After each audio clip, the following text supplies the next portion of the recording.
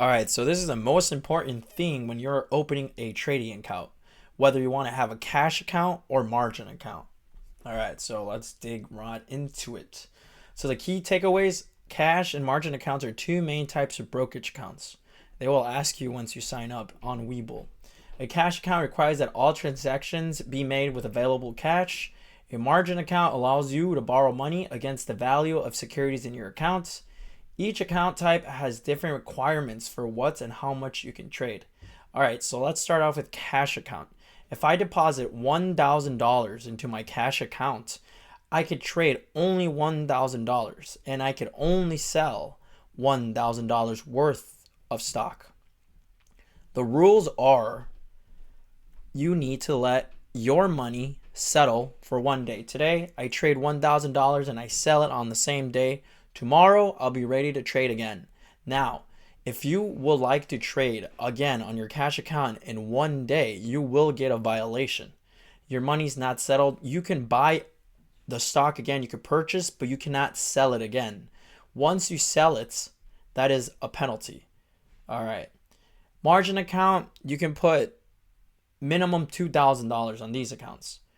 Cash account, you could put as little as $500, whatever, you know what I'm saying? Because a cash account is what I recommend as a beginning trader.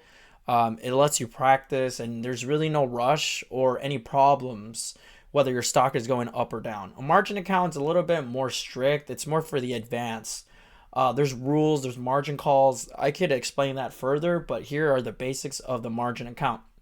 So the margin account gives you what people say pattern day trading. You get 3 sells. So this is what it is. You only could sell 3 times within 1 week. All right.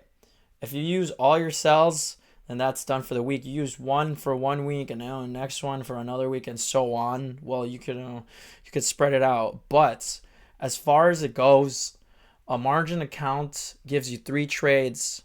You can buy as much as you have in your account. So if you have $2,000 in your account, you could buy 2,000 and worth of shares and sell 2,000 worth of shares. Okay. Now that leaves you with 2 more trades to sell. Let's say you want to re-enter the position. By all means, go ahead, re-enter that position, sell everything. Okay. Boom. That's 2 for 2. 3.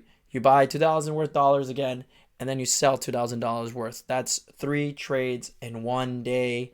You traded on Monday. Now you have to wait until next Monday to recuperate all 3 trades. There will be violations. Once again, if you try to, 1, sell and buy again. They're just basic rules if your account is less than $25,000. The way I manage to get around these rules is with a cash account. And if you want to trade, multiple trades, then you have to break up that amount of money you have. So if you have $10,000, you know what I'm saying, you could trade 10 times if you enter with $1,000 every time. Margin account, well, if you have over $25,000, you could trade unlimited. So, you could buy and sell, because there's this rule. Just who knows why this rule's there, who knows why it's $25,000, but it is what it is. Some things just don't have to make sense. Just follow the rules. It's that simple. You don't want to get caught in like the little things, because there's bigger things to get across here in the market. All right. So this is Investopedia.com if you want a more in-depth definition. I briefly explained what the difference are. I suggest getting a cash account to begin. And if you have any questions, feel free to, contact me, text me, call me, and ask me about the cash accounts and margin accounts. So to start off in trading, cash account will be great, because then you could just trade with whatever money you have in there, and you don't got to worry about interest fees. If you were to trade in a margin account and you buy more than you should, because they match you, like if you put $2,000, they'll give you $2,000, but you don't want to use